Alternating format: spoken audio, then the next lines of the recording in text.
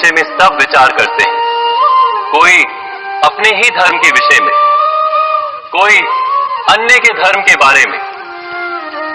किसी के धर्म को लेकर चर्चाएं होती ही रहती। कोई भी ऐसा नहीं है जो धर्म के विषय पर विचार ना करता। किंतु वास्तव में धर्म है क्या? क्या कोई ये समझ पाया है? धर्म मनुष्य को दूसरे मनुष्य के साथ, समस्त सृष्टि के साथ सुख से जीने का ज्ञान देता है। यही कारण है कि किसी धर्म के स्थान पर मनुष्य को सदा ही शांति प्राप्त होती है। क्या यह आपका अनुभव नहीं? अर्थात धर्म मनुष्य के सारे संघर्षों का नाश करता है। पर यह किस प्रकार संभव है कि किसी मनुष्य को किसी अन्य के साथ कोई संघर्ष ना हो? विचार करें, जहां प्रेम होता है क्या वहां संघर्ष भी होता है? आप कहेंगे हां, अवश्य होता है। किंतु आप थोड़ा और विचार करेंगे तो ये जान जाएंगे कि जिस समय संघर्ष होता है उस समय प्रेम का विस्मरण हो जाता है और फिर इच्छाएं जागती, अहंकार जागता है, क्रोध जागता है, पर प्रेम ना, प्रेम नहीं जागता। क्योंकि जहां प्रेम जागता है वहां सारे विवाद, सारे संघर्ष, सारे झगड़े नष्ट हो जाते हैं।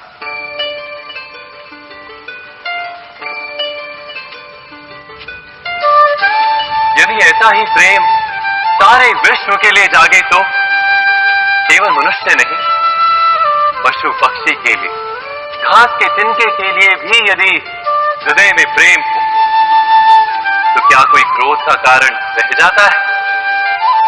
नहीं ना। एक व्यक्ति के हृदय में दूसरे व्यक्ति के लिए जो प्रेम का भाव होता है, वही प्रेम भाव समस्त सृष्टि के लिए हो तो उसे करुणा कहा जाता है। करुणा अर्थात सारे विश्व का स्वीकार, सबके लिए केवल प्रेम और कुछ नहीं, कहीं किसी के लिए कोई विरोध नहीं। करुणा ही वास्तव में सारे धर्मों का सार है। धर्म यदि वृक्ष है तो करुणा ही उसका मूल, उसकी जड़। पर बार बार ऐसा समय आता है कि मनुष्य धर्म के मूल को ही भूल जाता है, कुछ नियमों, परंपराओं को पकड़कर बैठता है और करुणा को भुला ही देता है। और ये जगत भर जाता है संघर्षों से, ईर्ष्याओं से, शोषण से, क्रोध से, बैर से, अर्थात अधर्म। और तब परमात्मा को अवतार धारण करना पड़ता है मनुष्य को वास्तविक ज्ञान देने के।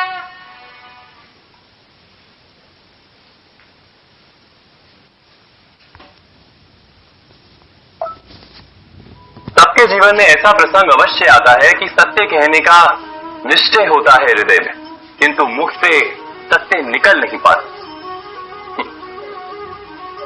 कोई भय मन को घेर लेता है।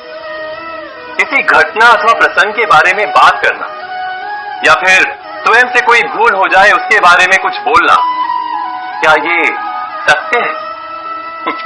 नहीं, ये तो केवल तथ्य है। अर्थात जैसा हुआ था वैसा केवल बोल देना सामान्य सी बात।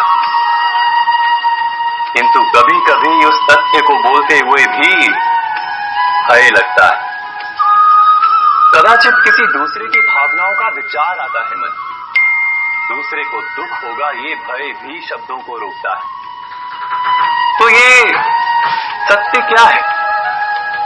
क्या हमने कभी विचार किया है? जब भय रहते हुए भी कोई तथ्य बोलता है तो वो सत्य कहलाता है। वास्तव में सत्य कुछ और नहीं, केवल निर्भयता का दूसरा नाम है। और निर्भय होने का कोई समय नहीं होता, क्योंकि निर्भयता आत्मा का स्वभाव है। अर्थात क्या प्रत्येक क्षण सत्य बोलने का क्षण नहीं होता?